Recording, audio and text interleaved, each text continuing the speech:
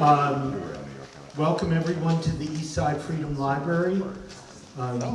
This event tonight is a partnership between the Eastside Freedom Library and the Ramsey County Historical Society. So I want to give the microphone to Robin Priestley from Ramsey County, and then I'm going to take it back. Thank you, Peter.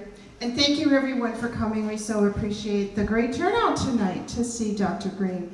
This is part of the Ramsey County Historical Society's partnership with the Eastside Freedom Library and our History Revealed series. So we have History Revealed programming throughout Ramsey County, including here at the Eastside Freedom Library, at the Roseville Library, and at Waldman's Brewery, amongst lots of other places. So if you're interested, feel free to check out our website at rchs.com. Unfortunately, a high school got the .org, so it's .com. We also have flyers in the back, along with Dr. Green's book on the back table, and we have a special price on the book tonight, $34, which includes tax. So you're getting it for the member price. So we want to thank all of our RCHS members. These programs are made possible by our members. We don't get any grant money or any outside money. We rely on sponsors like the Eastside Freedom Library to provide venues and our members to make these programs possible. So in addition to helping with these programs, you also get a subscription to our wonderful award-winning quarterly magazine, Ramsey County History. You also get free admission to our historic site, Gibbs Farm, up on La Bernera, Cleveland, along with a lot of other benefits. So if you're interested, see me at the back table after the program, and I'll be happy to talk to you about that, or again, you can check on our website. So I just want to give you a couple upcoming programs. Next week on Thursday, September 12th, Doug Hoverson has a new book out, Wisconsin Breweries at Waldman Brewery and Mercery on Smith Street. And I just ordered the book today, it looks great. And then on September 17th, Jeremy Nino, who is an archaeologist, is going to talk about public archaeology opportunities over at our historic site, Gibbs Farm, on 2097 West Larbiner Avenue. So he's going to be having people help out with some archaeology projects, including over at Fish Creek and other projects. It'll be a real interesting talk. So again, we have the flyers in the back. It's on our website. And you can also ask me any questions about that. And we're already planning for 2020. So I'm going to turn it back over to Peter. Thank you all for coming. Thank you, Robin. So we're trying something new tonight, evaluations. So I want to especially ask you, please take a few minutes at some point before you leave to give us some feedback, fill out the evaluation, please. Give them to Allison, who's back there wearing the nifty collaborator lanyard. And we have flyers about upcoming events and activities. Please help yourselves. If you're interested by this event, I see several of you buying Bill Green's book. My colleague Clarence White is going to be leading a discussion of Bill's book at the Roseville Library on the Wednesday the 18th of September at 1, right? At 1 o'clock at the Roseville Public Library. So if you're buying the book tonight, you have a couple weeks to read it. I read it in a couple weeks, so we'll talk more about that later. We have a guest book. Hopefully you've signed it. There are restrooms downstairs. I think that's enough about us. Let me just introduce Bill. Bill Green is professor of history at Augsburg, author obviously of the book for the evening, The Children of Lincoln, White Paternalism and the Limits of Black Opportunity in Minnesota, 1860 to 1876, which is a finalist for the Minnesota Nonfiction category of the 2019 Minnesota Book Awards. He's also the author of Degrees of Freedom, The Origins of Civil Rights in Minnesota, 1865 to 1912, and A Peculiar Imbalance, The Rise and Fall of Racial Equality in Minnesota, 1837 to 1869. And if you're not familiar with Bill's work, and tonight is your first exposure and this book is your first opportunity, you will find that while his work is deeply embedded in the 19th century, The questions that he's asking and the way he's encouraging us to think are very much of the 21st century. So I can't recommend his work enough. Bill Green, would you like to come up and at our nifty podium?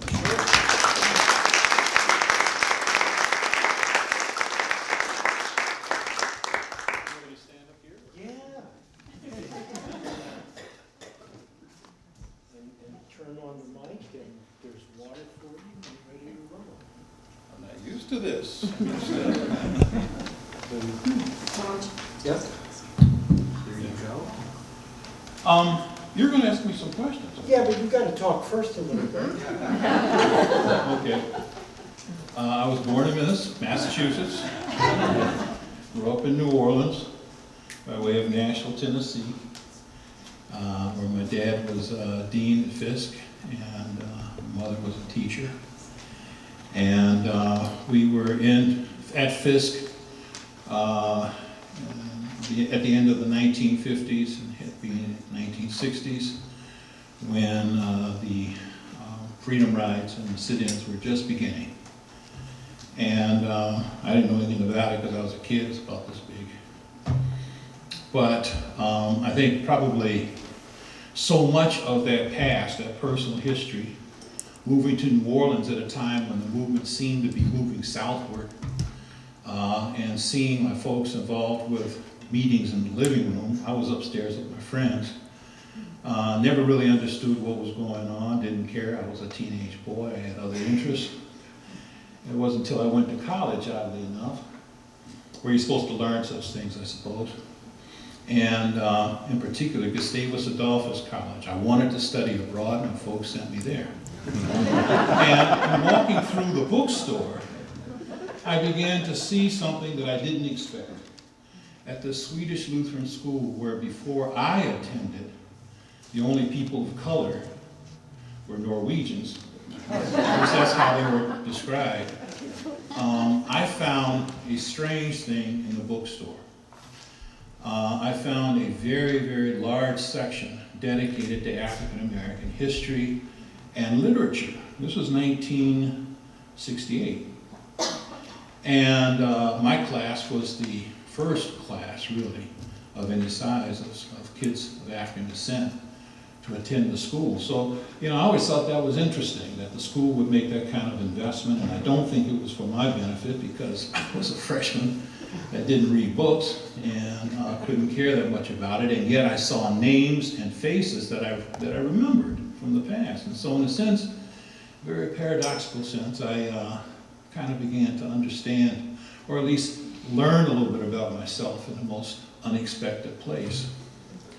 One of the reasons why I was attracted to, I guess we were attracted, my family was attracted to Minnesota, more my family than I was at the time, was the fact that as members of the activist community in New Orleans, at least, I'd hear them talk about people, names like Mondale and Humphrey and Freeman and names like that. And it always struck me odd, especially as I grew a little bit older, that these guys were from a state where there were no black people except for those who played on the football team, the Vikings. And I didn't understand what that sense of consciousness was about. And nobody could explain it to me. So going to Gustavus, I'm living in a community where people didn't really know much of their history, couldn't answer my questions, felt a little inhibited about sharing personal stories of themselves, and not even really feeling that they had a license to draw attention to themselves. This was kind of the parents of my classmates. So the conversation was always sort of one-sided. And that began to be another source of curiosity for me. Seeing strange names on the highway, 169, coming up to Minneapolis and St. Paul. Not only Indian names, Dakota names in particular, but French names. I thought the only French in America were in New Orleans. And yet no one talked about the French in particular. Certainly in St. Paul, where Robert is actually Robert and Larpenteur and whatnot.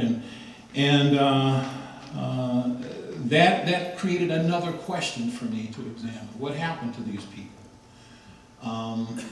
The Swedes have the Vikings, and the Germans have Oktoberfest, and the Irish have St. Patrick's Day, and the French, what do they have? And yet they have a very profound presence here, even though it's quiet. How can a people, in other words, disappear in plain view? That became another question. You see, there are all sorts of questions about Minnesota that didn't have easy answers and could not be found in the traditional history books. One more piece and then we'll move on. My former brother-in-law used to come by the house every Sunday and spend the whole day there. And he would talk. He was sort of the Cliff Clavin of the family. He knew about everything. Everything. And he would, because he had a job in the parking lot where he had plenty of time to read. At the time I was in law school and I wanted to write an article and didn't know what to write about. And he told me one Sunday, about a trial that he had read about. It was about a slave case, the freeing of a slave woman, that occurred in St. Anthony, which is now Minneapolis, Eliza Winston. And of course, with everything else that came out of Keith's mouth, I didn't believe it. I couldn't believe it. And yet, the idea of this was so peculiar in its own right that it sort of prompted me to begin to look into it. And what was interesting about it was that I had to take a route that is unconventional for most historians. It didn't really appear in any paragraphs in any of the texts of Minnesota history. At best, in Falwell, who wrote the major text, it's a 4-volume history of Minnesota, the reference of this case appears only in the bottom of a page in a footnote, a very small lithography. And it's easy to overlook. And even my colleagues, people I got to know, work, and respect over the Historical Society, weren't really sure how to track down this particular case. They didn't know that such a case existed. All of this, are like voices, or doors, I should say. I think you go into a room and the door is painted over, and you can't help but feel curious about what's on the other side, and yet somehow it's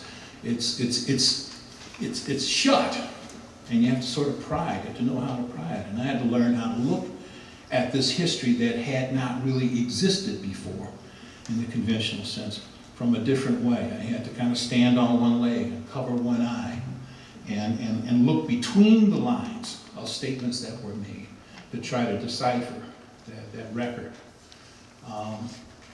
And so that began to be the reasons why I began to get more into an African-American experience, understanding that experience in Minnesota.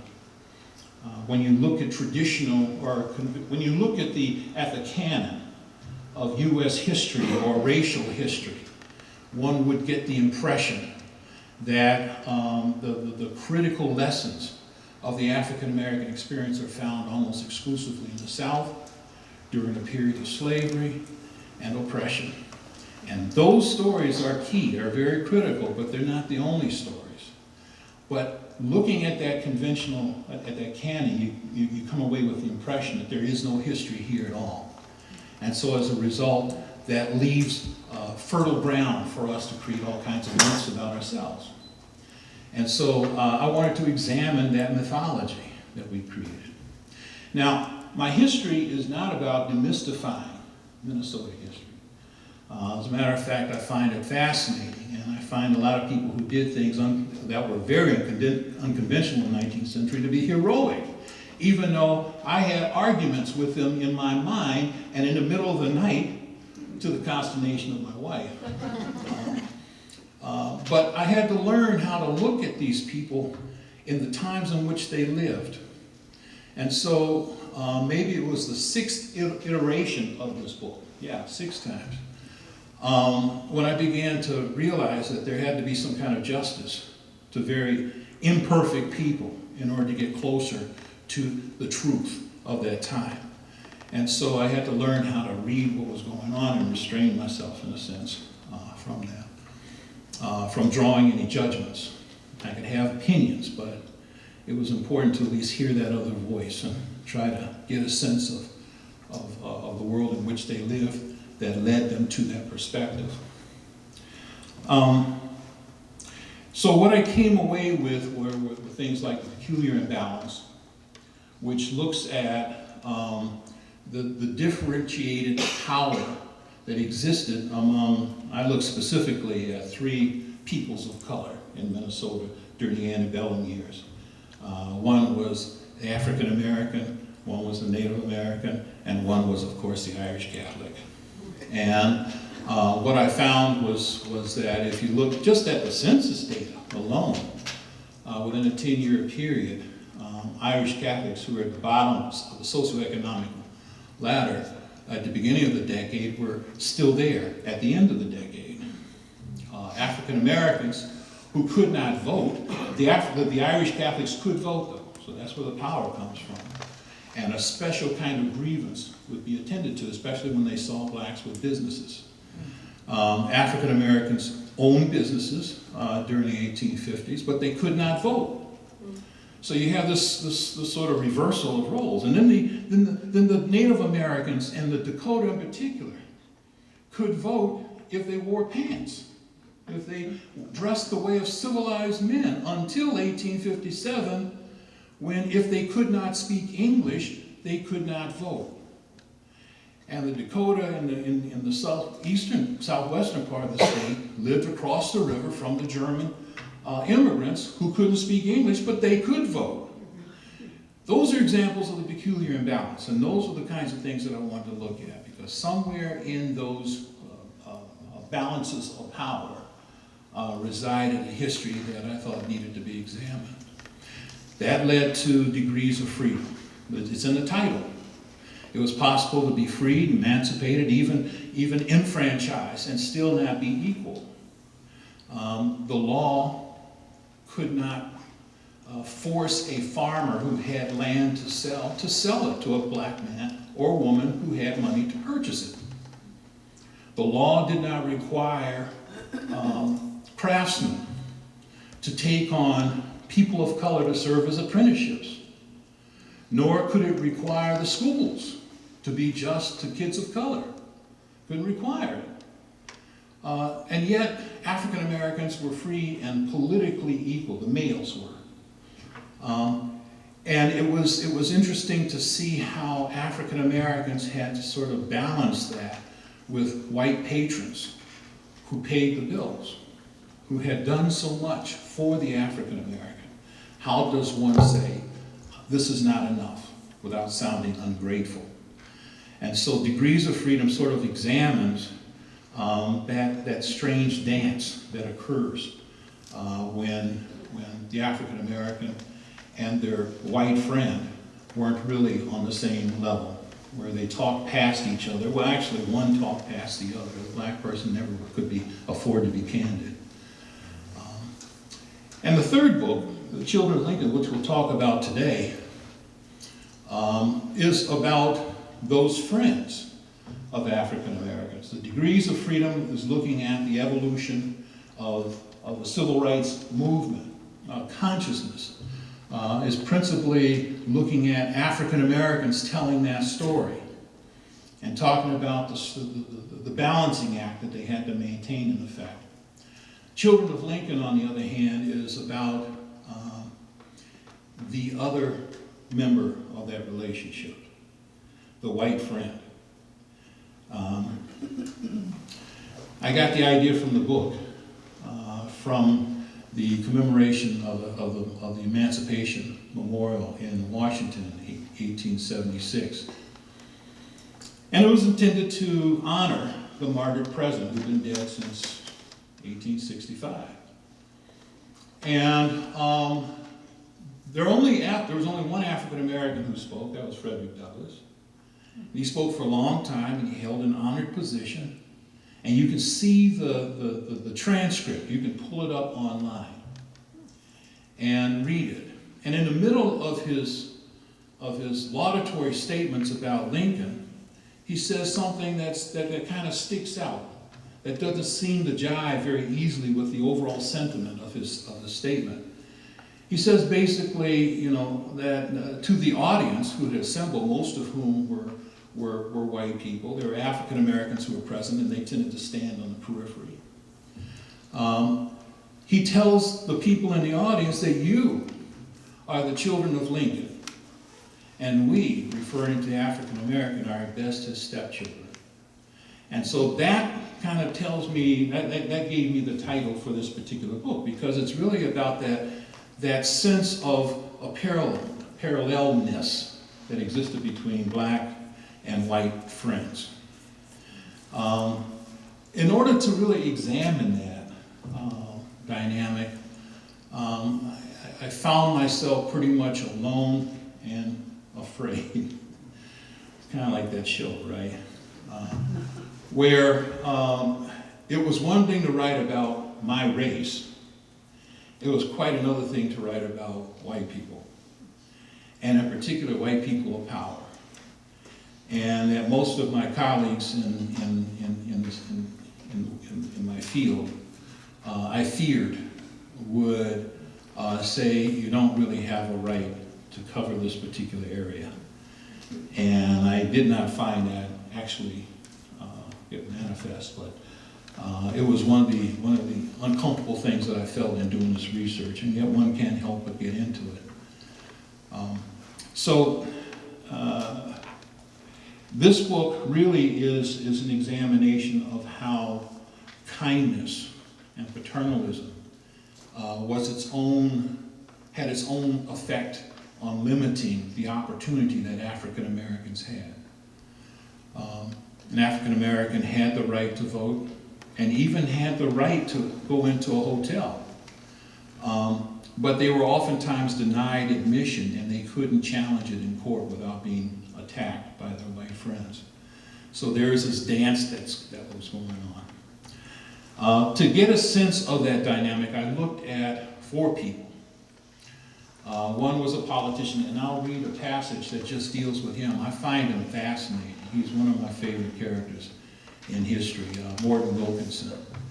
The other person was a church leader, St. Paul, D.D. Merrill, who actually established the St. Paul Book Stationery, but he was also a church leader, one of the founders of the First Baptist Church downtown, still exists. And we'll talk a little bit about his role if there's time. Third person was Sarah Stearns, Berger Stearns, who I feel was really the founder of the women's suffrage movement during the post-war years. I wanted to look at the kinds of struggles that she as a suffragist had in dealing with the impulse to be resentful of their Republican friends who told the women to stay back. This is the Negro hour. And how that created tension and resentment. And that's parallel with the type of relationship that existed between Susan B. Anthony and Frederick Douglass during the same time, 1870. And the fourth person is Thomas Montgomery, who is an immigrant. He was from Northern Ireland, a Protestant, a Methodist, who moved to LeSueur County on a farm. And as soon as he could get off, he did. Off the farm, he did. And he had a little thing called the Dakota War to give him the permission to leave the farm. And so he traveled all over. He followed, he was with the Sibley expedition fighting the Dakota.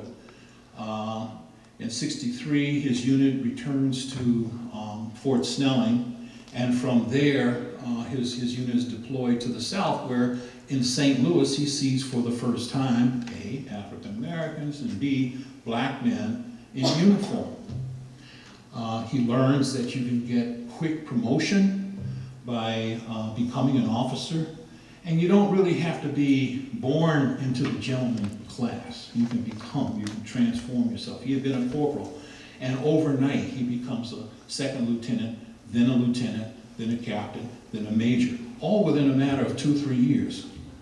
But that's kind of what happens. That's the benefits of being an officer in the colored regiments. And you're also in a position to supply friends at home with labor. Farmers whose sons and fathers had gone to war need people to work the farms. And so oftentimes these officers became the means through which black labor would come to the farms. And this is part of his story as well. And yet he felt, and you can see it in his letters, a sense of gratitude that he expected from his African-American people. So these 4 people tell different stories with similar themes. None of them has a friend of the African-American, although each feels that they know him.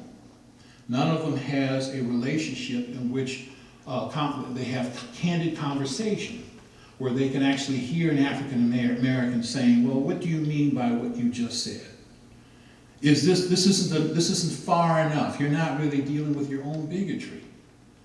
And I've got a story to share if there's time left that underscores that.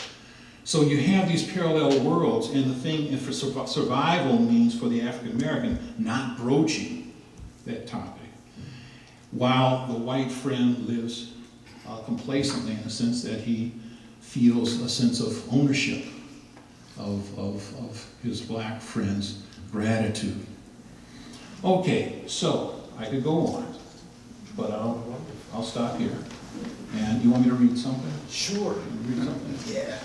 All right. What I'm going to read is in the very beginning of the book.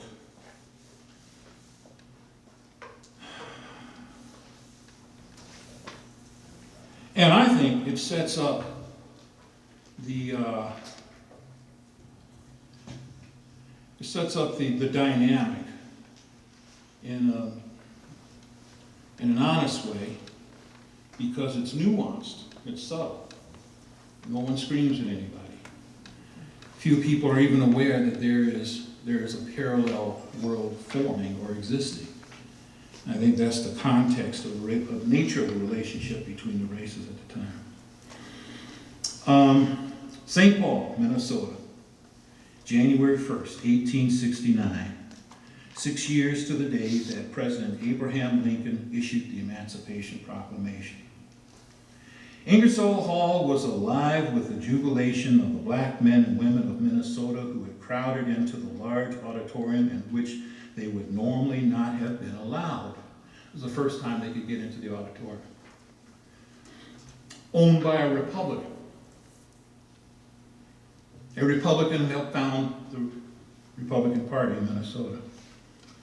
This evening, they were there to hear and cheer the political leadership of the state, welcoming them at last into the community of Minnesota citizens. The enthusiasm of the audience did not dim even after the sixth speech, but now, late into the program, with the introduction of the next speaker, the crowd's enthusiasm reached an even higher pitch, not because he was the most entertaining orator of the day.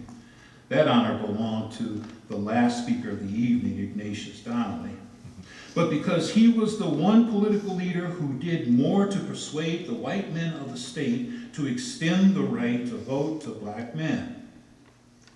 To a sustained ovation, Morton S. Wilkinson, former U.S. Senator, recently elected member to the House of Representatives, and a genuine hero to black equality, took center stage and prepared to speak as he always did, not from notes, but from the fire deep within his combative heart. All eyes were cast upon him, including, it seemed, those from the 4 banners hanging overhead that displayed the weathered faces of Generals Ulysses S. Grant and Philip Sheridan, Frederick Douglass, the conscience of America, and their beloved Abraham Lincoln. But Wilkinson seemed unaffected by it all. He was accustomed to speaking before large audiences, and being a witness and, on occasion, a participant to historic events, and he was not one to be impressed by great men. Whether on the battlefield or in the president's office, Wilkinson had ventured into both quarters to scold the men in charge for not being more aggressive against the rebels and the Dakota in 1862 and 63. Wilkinson now viewed the banners, even the beatific likeness of the martyred president, perhaps even the blacks seated before him, as symbols, stained fibers of the bloody shirt, indeed icons, so fundamental to a political party that had lost its way. He and the Republicans were indeed at odds. His slender frame, prominent forehead and chin, and broad, thin-lipped mouth that on most recent occasions appeared severe and humorless, reflected the intensity through which he delivered words that could fill the packed hall to a triumphant celebration filled the packed hall with the fervor of the Old Testament prophet.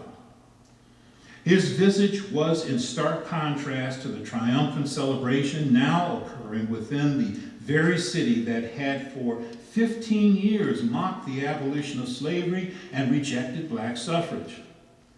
But at 49 years of age, he was their champion, the general of their occupying force. Yet, while he embraced their freedom and their right to vote as the highest principles of the American experiment, he knew little about the people for whom the great struggle had been fought. Not since his youth in central New York, where his father harbored and then led fugitive slaves to freedom, had he had an African American in his home. Even then, he was but a child looking on as they hid, huddled, and muted in the shadows within his father's barn. From that time onward grew his abiding faith in the nobility of the American farmer. It would be with that noble figure in mind that Wilkinson, responding to the moment tonight, would proclaim two simple messages. The first, to the survivors of slavery, nothing less than a commitment to hard work could erase the yoke. He's telling us to former slaves. Nothing less than a commitment to hard work could erase the yoke of prejudice and bring them closer to full equality. The second, all that could be done for black Minnesotans had been done, and now it was left to them to do the rest. Quote, so far as Minnesota is concerned, we have done our part in the enfranchisement of the colored race. The solution of that question of how your race can gain respect remains with you. Close quote. It was a message and a moment to get through. But even as he spoke, even as he drew tearful and cheering black men and women to their feet, his mind was already elsewhere. Only those in the hall who knew him best could sense within him the welling up of that pugnacious restlessness that always came with the advent of the next crusade. For him, the page of black equality had already been turned. From that day forward, the only blacks he might speak to were the porters who carried his bags or the barbers who trimmed his hair. As the iconic likeness of Lincoln draped high above the stage, perfunctorily hung like a talismanic fixture of the civic religion that the Republican Party had become, Wilkinson had already become an apostate. When I've asked my students, what does that mean? They make me proud, because they're able to point out the sense that something is missing. There's no sense of reciprocity. Wilkinson had, during his tenure as a United States Senator, been a prosecutor of senators from the South who spoke treasonously about the United States while serving in the United States Senate. Washington, D.C. is a southern city surrounded by Confederates. And so he led a delegation to the War Department to get arms. They would go back to the chamber and defend the Senate against what they imagined would be the inevitable attack of rebel forces. He had argued in favor of the Emancipation Proclamation, but just as significantly, he argued in favor of black enlistment. And I think this is interesting, creating a fund that would support the families of black troopers while their husbands fought and their sons fought. He fought for that. He was in favor of the Homestead Act. And when he came back to Minnesota after having lost his re-election bid for the United States Senate, he led not one, but two, not two, but three campaigns to persuade the white voters of Minnesota to extend the right to vote to African American men. He would also champion the passage of a bill that would grant women the right to vote, albeit for school board members. So there's kind of a yin and yang about this guy.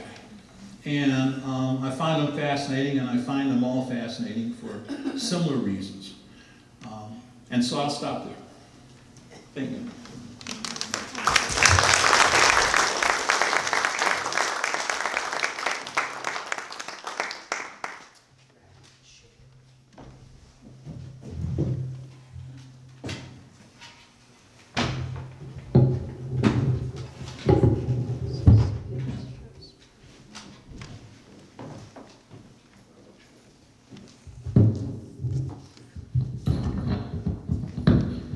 Okay, how about another hand for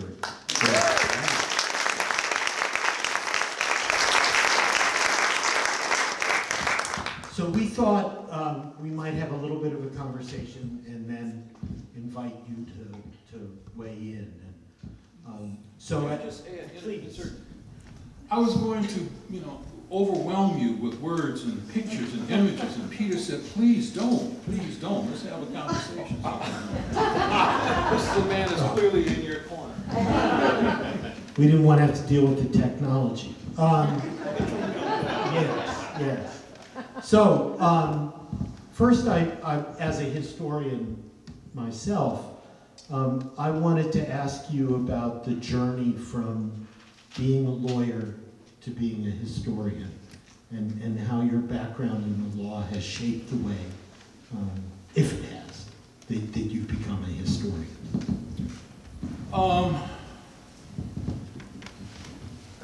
It wasn't direct.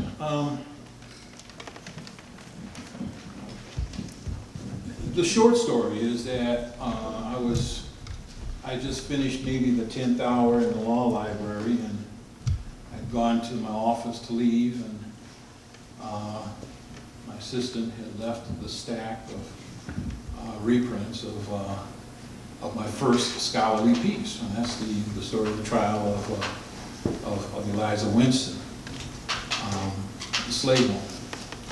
And I looked at that stack, and I looked at the stack I was living with, and I said, where do I want to spend the rest of my life? And I thought that Minnesota had better stories to unearth than, recipes of opera.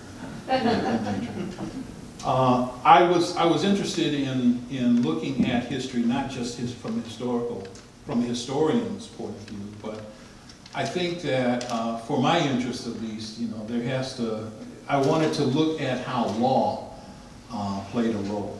I'm not a legal scholar in the sense of Leah Vanderbilt, for example, but who's looking at history by looking through at cases of events. I saw law as a means of defining power and how power is distributed. It seems to go right to the soul of a society. Who gets the right to participate in this arena?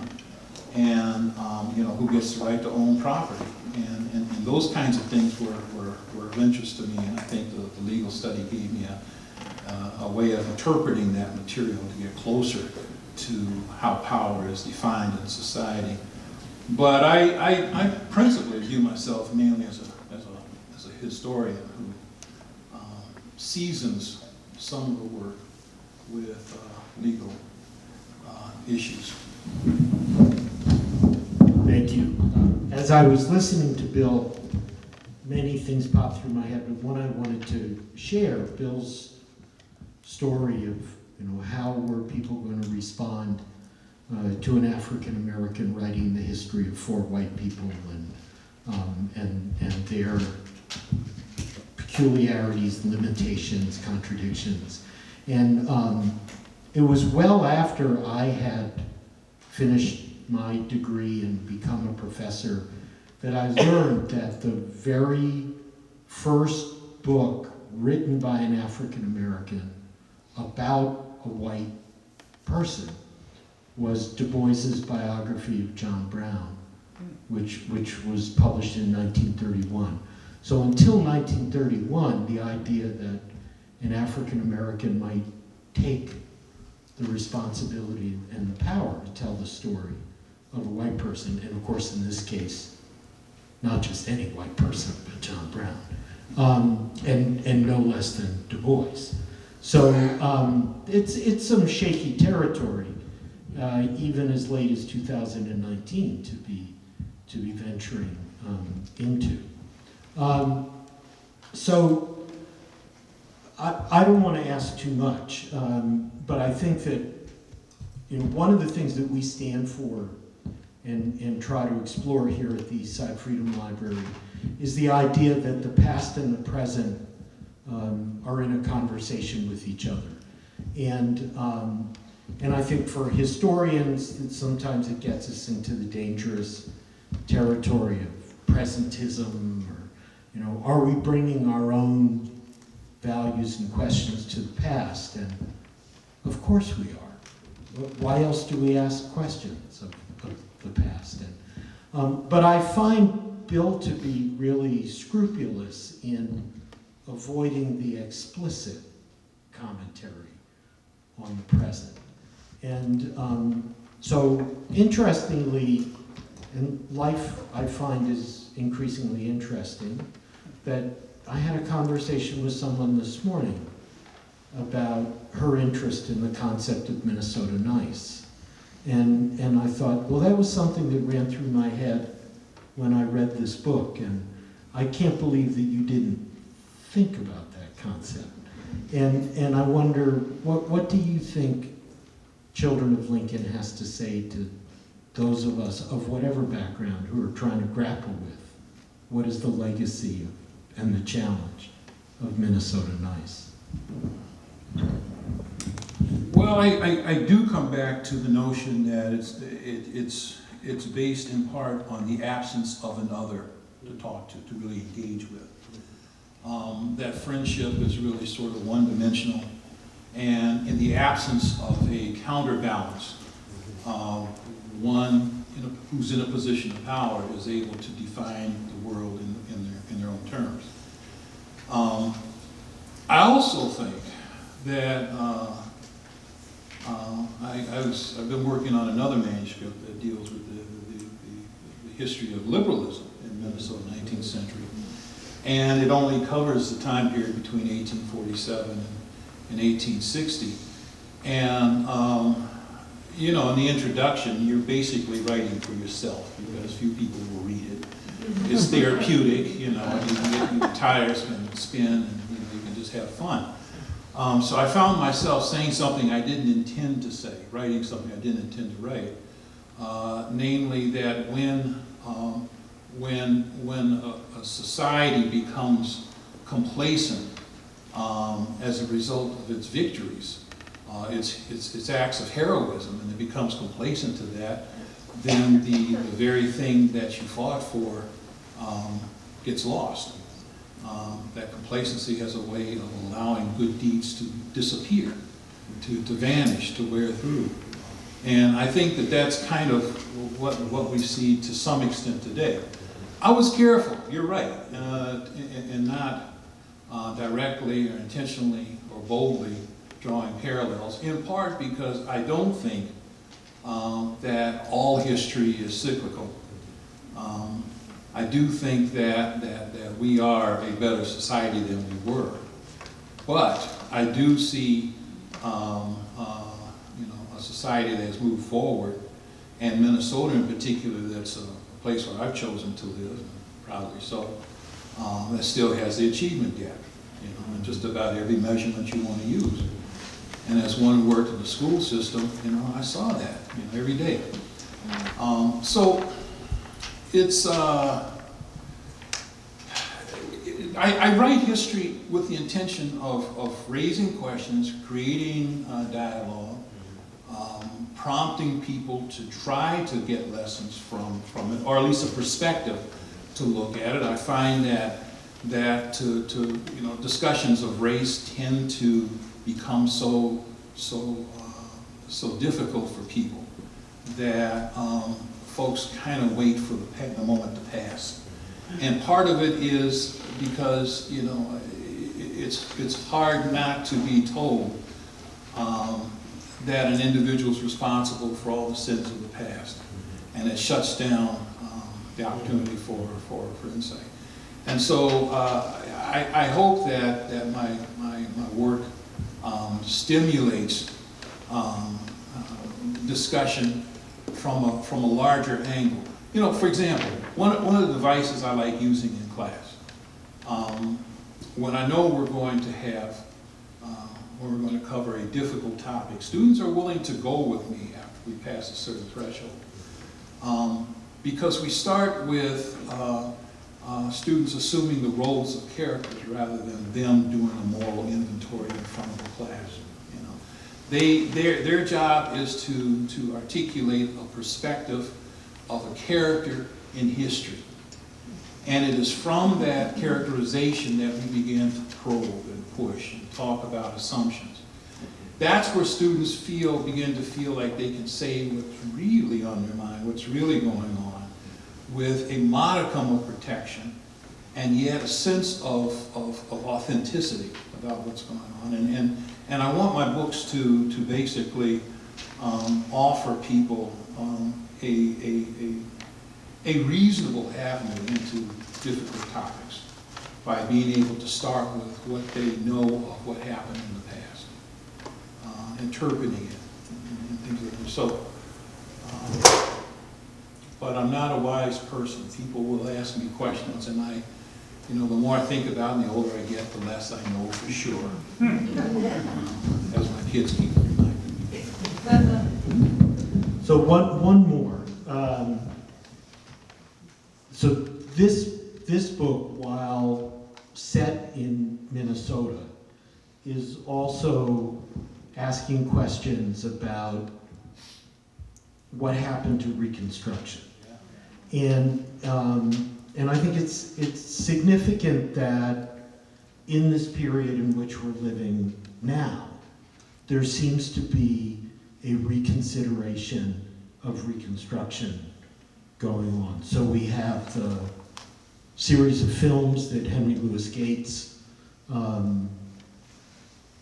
don't want to say did, because most other people do most of his work, but that Gates did for PBS, and then the book The Stony Road that has been published of Gates's musings on Reconstruction. And I wonder, have you thought about why we seem to be, if one of the ways we engage the past is creating mirrors in which we see ourselves in particular ways, why is the demise of Reconstruction a subject that seems to be on people's minds today? Well, that's one of those examples of progress, I think, because as a historian, you couldn't for a long time pick up any book on American history in the 19th century and see anything about Reconstruction except for Union troops occupying the South and the spread. The question becomes, where are the good folks while the Klan is spreading terror? So the story is in the North every bit as much as it is in the South, in my opinion. And of course, the question why that question isn't raised is also part of the reason. the absence of that analysis, the North going through Reconstruction, the infusion of immigrants, the infusion of African Americans moving into the North, the insistence of political equality for women. I mean, these are the things that transformed and challenged everything that the American knew of its country. It happens in a compressed time. And for historians to not, I'm not sure I'm answering your question, but for historians to not have addressed that, tried to get their head around, not so much what it meant for the historian, but what's going on with that silence, you know? And not just the silence of the people who lived the time, but those who chronicled the time. What is that about? So, I think there's a sense of people are developing a kind of character or courage to kind of look at themselves. I see that in Minneapolis, for example.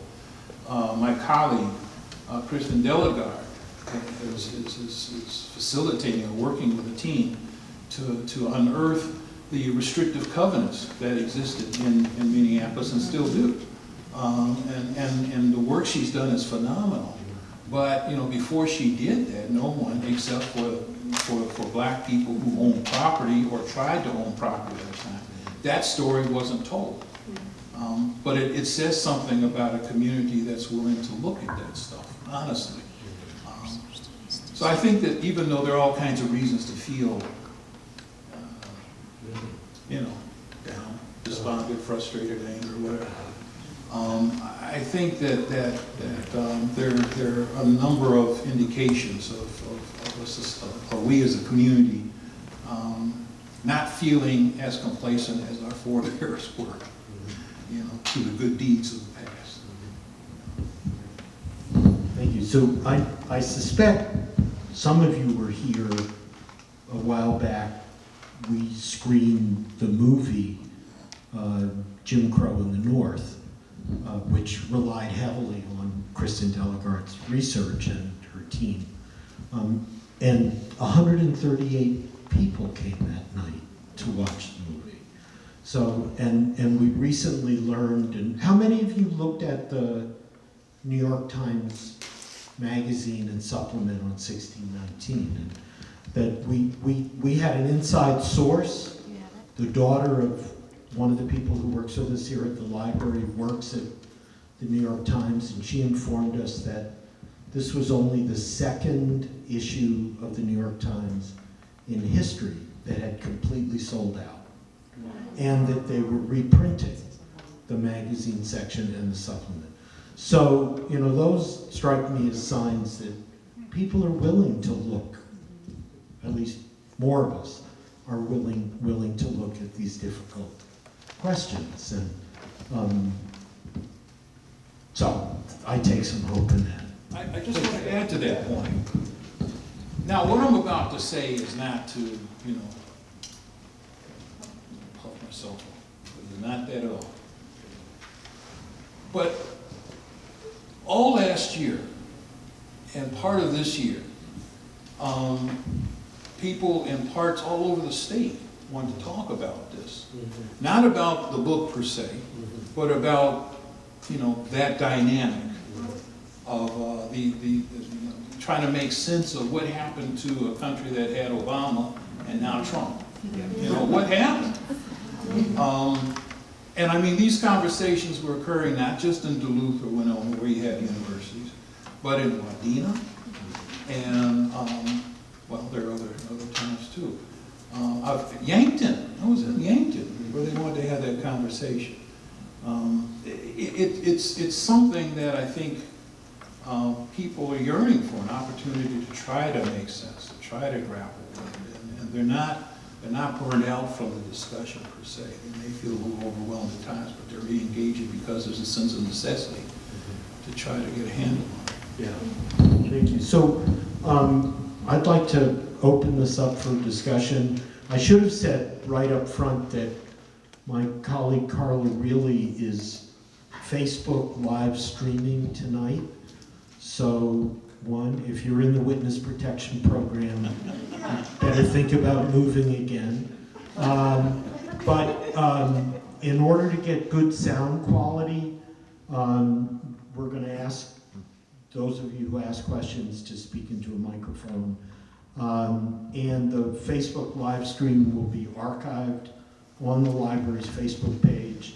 And here we are in 2019. We also have a YouTube channel for the Eastside Freedom Library. So you can, and Carla says it's better quality on YouTube, so you can also send your friends there who were unable to come tonight and want to catch some of Bill's wisdom. So Clarence has the nifty little microphone, and who would like to ask a question or testify, whatever you feel inclined. I have 2 points. Great. What's your feeling on 2 things? Please, into the Right into the microphone. Okay. The taking down a notch of the mythology of Jefferson in the play Hamilton, and the whole John C. Calhoun erasure that's happening in Minneapolis. What's my view of both? Yeah.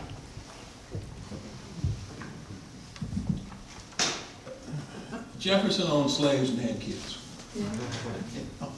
And I guess I don't have strong feelings about it. I mean, it's what happens when you have slavery, and to deny that is sort of wishful thinking. The removal of Calhoun's name from the lake, well, I'm fine with that too. I don't have anything profound to say about it. Snelling had slaves too. And a number of the officers at Fort Snelling had it, slaves were sold there. So we've got a lot of work to do, and it's not just the removal of the name, I think, that is in itself important, and it's an important statement that's made when you remove the name. Because there's still people out there who say, well, who won the war? I remember hearing that on the radio. Well, who won the war, as if to say, we won the war. You know? But what happens afterwards? You know, I was with the Historical Society for a while, and I remember when we started catching all kinds of heat, wanting to change the name of the land around the fort, and from our legislators. Yeah, And they got power. They can affect the budget, and they reminded us of that. And I'm not aware that we got a lot of cover from constituents or from whomever. So that's one reason why a number of my colleagues, I think, felt maybe we ought to back away. To do the right thing is painful. And it's painful not just because you can do it in one act, but because it has to be done in a lot of subsequent acts. It almost has to become a part of who one is to address those things that are connected to our past that we really need to understand better. So I'm just waiting to see what happens, in the next 2, 3, 4, 5 years. My kids know about those things, and they have ideas about it, and each one of them works. And they're paying, one of them's laid up now, recovering from surgery, and yet he's mindful of the issues. He hasn't let his daily activities get in the way of his social conscience. When he married his wife, who comes from a very conservative background, and who would ask questions like this in an effort to sort of, make him squirm. After the first dinner, he came home and he wanted my Obama t-shirt. He's going back out there. They're still married. to get along. I think it has to be a lifestyle. You know, it has to be part of who one is. It can't be just limited to just a simple, superficial change in a label. It's interesting how many of these things are sort of the tip of the iceberg. And so I want to let you know that in December, Chris Layman, who is a historian at St. Cloud State, Chris is going to be presenting his book here, which is a book about the power of slaveholders in Minnesota. And so in part it's a subject really that Bill first opened up with his piece on Eliza Winston, and how did an enslaved woman end up in Minneapolis? Well, because the people who owned her came to spend the summer on Nicollet Island, and they thought it was kosher to bring their enslaved people with them, and that led to other things. But Chris has really unearthed, why is this lake named for this dude from South Carolina? And so we discover through Chris's work the presence and power of slaveholders here in Minnesota in the 1840s and 50s. And so keep an eye on the website for the event with Chris, which will also be jointly sponsored with Ramsey County Historical. How about another question? Questions? Comments? Neil. Like you, I'm a transplant to Minnesota, and I didn't know it was a thing, but I've been reading Reconstruction history because of family connections for me. And I went through a series of books, and the last one was Eric Foner's book, Reconstruction, and he did something I had not expected. The last chapter about Reconstruction, he writes entirely about how Reconstruction changed the North. So from what I'm hearing from you, it sounds like you're dovetailing into that concept. And one of the things I've learned from reading about Reconstruction is, as I would read chapter after chapter, I said, I recognize that language. I recognize that language. And minus one or two words, it is Trumpian. And what happened, and from what I've learned, is for a while there was black power in places like South Carolina and Louisiana and elsewhere. And that was transcended by what the white racists were calling the redemption. And the language of the redemption is what I'm hearing today, slightly cleaned up. And so I find that reading about Reconstruction about then is informing me about today. And I'm hoping to find in your book what happened in Minnesota, because I can see what happened in South Carolina. Thank you for that. I view Foner's book as almost, it's authoritative. It's a very important reference for me in my research. You probably read this passage already, a section where he talks about Adelbert Ames, who was the Reconstruction governor of Mississippi, hated by the Klansmen and whatnot. And at the end of Reconstruction, he, instead of returning to Massachusetts, which was his home, he was a relative of Benjamin Butler, he comes to Minnesota, where his, I think, father-in-law is a relative, or perhaps one of his immediate, they own a bank in Northfield. And Jesse James and the gang, remembering what Ames did in Mississippi, wants to come and rob the bank and capture Ames and kill him. And they actually encounter each other on the bridge that enters Northfield. So that's our thing about, Reconstruction and, that kind of period. I want to just mention the book that my teacher wrote initially as a PhD dissertation at the University of Minnesota in the late 1950s under the direction of David Noble. And that was David Montgomery, and the book is called Beyond Equality, Labor and the Radical Republicans.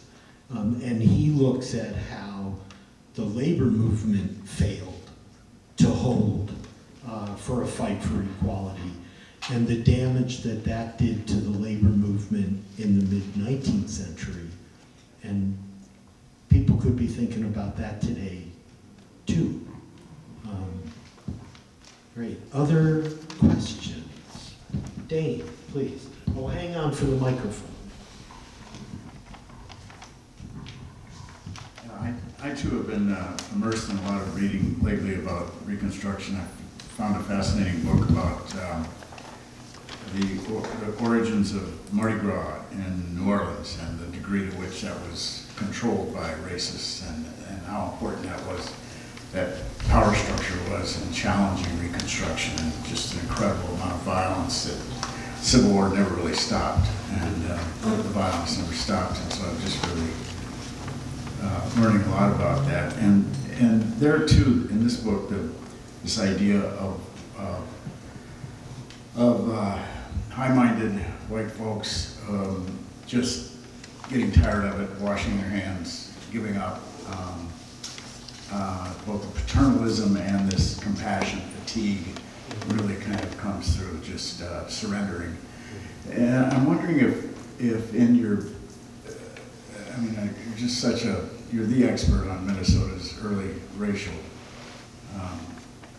story, and I'm just wondering if you've run across any inspiring stories of people who never gave up, white people who kept the faith and just kept it and lived their whole life fighting the good fight, or even nationally through the spirit.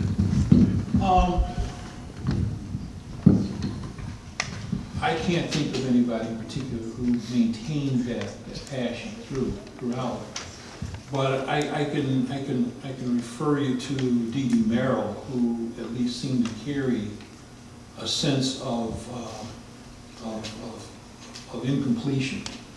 You know, he was an interesting person because he was a man of the shadows. He was a Republican in a Democratic city.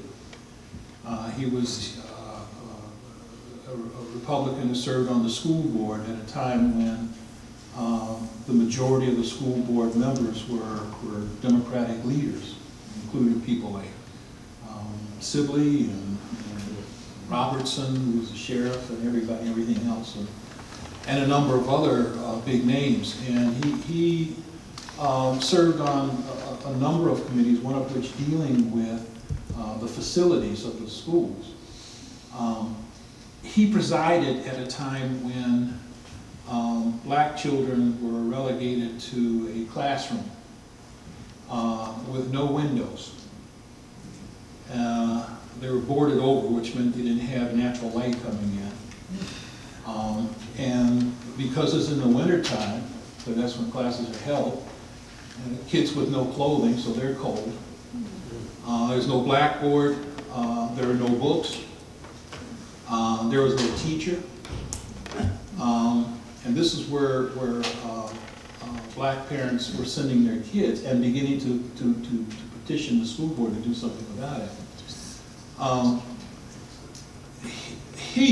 Merrill, would later own a publishing house. And in 1890s, a very strange guy sends him a manuscript for publication. It's a pseudonym. He's a strange guy, and the story is a strange story. I mean strange. It's set in South Carolina. The protagonist is a Huguenot doctor. Dr. Huguet is his name. He's a French Huguenot background. He's of the wealthy class. And he's feeling guilty about not having done enough for race relations, improving race relations. And he feels like he needs to do something, but he just can't quite get to doing it. Well, one night, on a cold and stormy night, the baddest black man in town dies, and his spirit, it's like the skyball, kind of floats through the air and inhabits Hugay while he's asleep. And Hugay, who's otherwise mild-mannered, starts doing all kinds of bad stuff. And a lot of his white friends are saying, we can't believe that you're doing this bad stuff. Something's wrong with you, but we're not going to come at you. And so eventually that spirit leaves him. I'm taking a lot of stuff out. I'll let you read it. The spirit leaves him. And he's back, and he's committed himself to being the spokesman for black people. This is the message that he gets from that experience. That there's no black person who's able to talk for black people. Frederick Douglass is still around, but that notwithstanding, this is Hugay. Okay. So this author can't sell this book to anybody. He can't get any publisher to publish this book, except for Merrill. Now, Merrill had published coffee table type books. He's a clergyman. He's a religious kind of guy. He likes pretty paintings and things of this nature, and poetry, and flowers, and he publishes this book that includes rape and pillaging and racial stuff and all kinds of he publishes this book, and he sends the book. Once it's published, nobody buys it. He sends the book a copy to Morton Wilkinson. He's not real close to Wilkinson, but their lives sort of intertwined throughout. This is his way. And I wondered what compelled him to publish this book. And I read something, I found a letter that hinted at the sense that this was his form of expiation, or his way of kind of dealing with the sin of not being more aggressive in dealing with racism in St. Paul. And of course, he dies about a year before St. Paul experiences 2 near lynchings. So it's not as if it is something that you can just wait for. I mean, if you're going to do it, you're going to do it. I think he comes close to that type of personality. But this is one of the sad things that I found. And it was an absence of a lot of people who felt like they had not gone far enough. You going to tell us who wrote the book and what the title was? It was Dr. Hugay, that's the name of it, and you can pull it up on the web. And the author, the real author, is Ignatius Donnelly. Oh. Yeah, he was out there. He had all kinds of very strange novels, and this was definitely one of them. But interestingly enough, the people who tended to like the book were clergymen.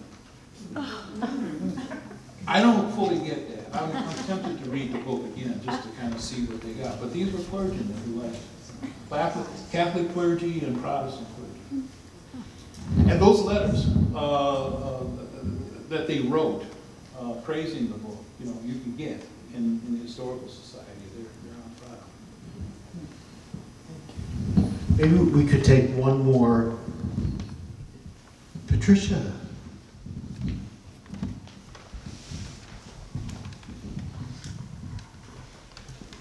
Yes, Bill, I was really interested in your comment of society complacent. I mean, this is complacent in its victories.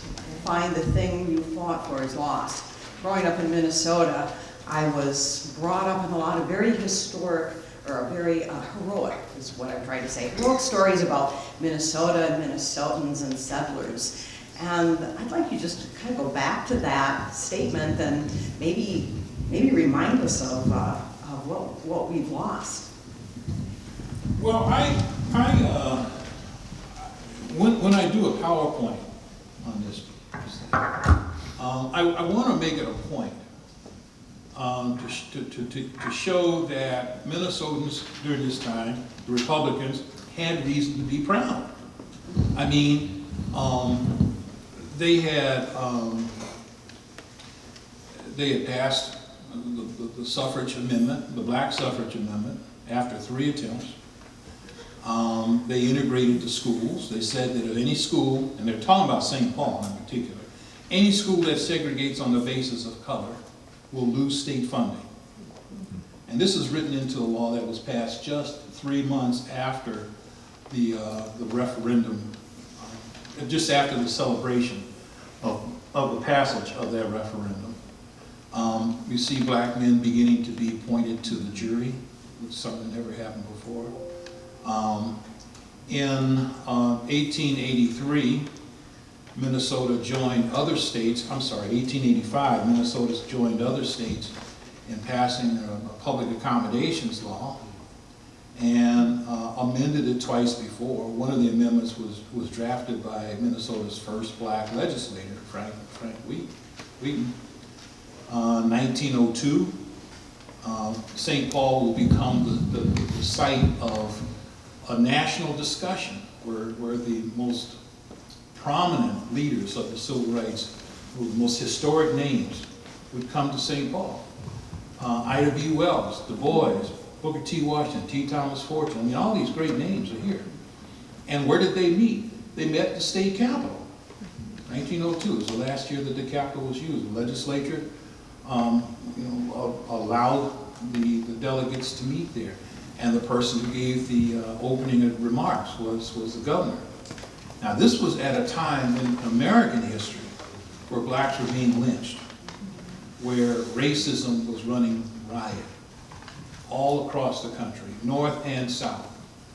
And yet, you had those kinds of gestures being done. Now, at the same time, because of those things, the legislators didn't say anything when the restaurants just down the street from the Capitol still denied blacks, including the black legislator, service. Where Republican founders and leaders who owned hotels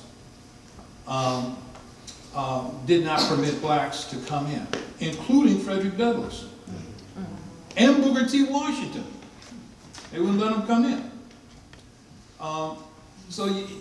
There's that sense. We can still discriminate because we have to cater to the sensibilities of our white patrons. But we have the capital to do that from the good deeds that we did during the Civil War. So, for the examples. Were you going to ask something? No, I was just. Wait for the microphone.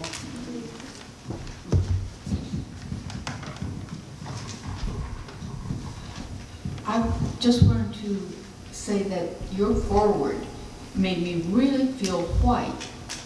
I really thought about my whiteness, and I immediately understood Wilkinson's comment about I have finished, and now it's up to you. And then in where you stopped, you didn't continue to say that you took him differently at first, and I thought that was interesting. Thank you for that. That's really where I began to get a sense of what this was about, because upon reading that phrase the first time, I took it in a much more benign sense. I mean, I'm not sure how else to take it, but then I began to look at it in the context of history. Bad things were happening down the river. And Wilkinson was basically moving on. I knew what happened after he gave that speech. And I knew what happened to what his colleagues did after that speech was given. There was no more presence of the African American in there, in the forefront. As a matter of fact, with Wilkinson, any more discussion of race is sort of waving the bloody shirt. Is a form of manipulation to get people to vote Republican, even though it's against their interests. This is the thing that Wilkinson. So Wilkinson is angry at a cynical political party, but he's also, in being angry, he is taking a swipe at blacks who are being used in that way. This is how he's viewing it. And so it took several iterations to begin to kind of get closer, I think, to what's really going on in not just Wilkinson's mindset, but in the mindset of a number of people who were very active in ending slavery and promoting Philip, sorry his name, the head of the American Anti-Slave Society, who said Negro out, this is a Negro hour. I'm sorry, I can't remember his name, I just blanked on it. Yeah, we get old, you know. Even he said, It's the names that come. he said that, the struggle is over. He says this. And he had been head of the whole thing. He followed William Lloyd Garrison, in leading the struggle.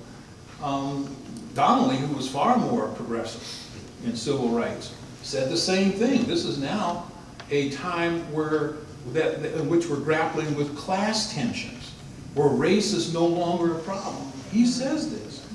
So there's this kind of one-dimensional sense of what constitutes success. We pass a suffrage bill, everything else should fall into place without any real appreciation for how the right to vote doesn't change the hearts of people in society. But Wilkinson was a man of his time. That was where he was, and I think he characterizes what a lot of the children of Lincoln felt. Right after that statue that commemorated the great emancipator, right after the dedication, 1876, what happens that year? Presidential election. And Rutherford B. Hayes is elected. And how is he elected? In the Electoral College, it's absolutely divided. I mean, it's equal between himself and the Democratic candidate. And the way that Rutherford B. Hayes is able to get the winning votes, the swing votes in the Electoral College, he tells Southern Democrats, you support me against your party's candidate. Don't vote for the Democrat who's a member of your party. Vote for me. You vote for me, the first thing I'll do is remove the troops. And that's why Reconstruction is generally viewed to have ended in 1877, because that's when Rutherford B. Hayes becomes president. Martin? I'm just interested in your students that say we take a class. Where do they move on from there? What changes them and how do they respond? That's really hard to answer, in part because our students don't all go through at the same rate. I find, frankly, I'm beginning to assume with you that, college should be withheld from people until they're about 25. Because then they begin to really appreciate the whole process of learning. They become much more, this is a real commitment to it. And so it takes maybe 1 or 2 years for students to really take the material, take themselves thoughtfully as scholars, as students. Some have gone into law, some have gone into business. They've gone a variety of different areas. And I don't always know what impact the class has been until years later, either from them or from their parents, strangely enough. So it's really hard to be able to put my finger on the ultimate effect. I'm clearly not screaming enough at certain times of the 4-year period. I don't, well, okay, we'll talk about that. So, there are copies of the book in the back. Bill will sign. If you bought one earlier tonight or brought one with you, I think Bill will sign. Can we show some love?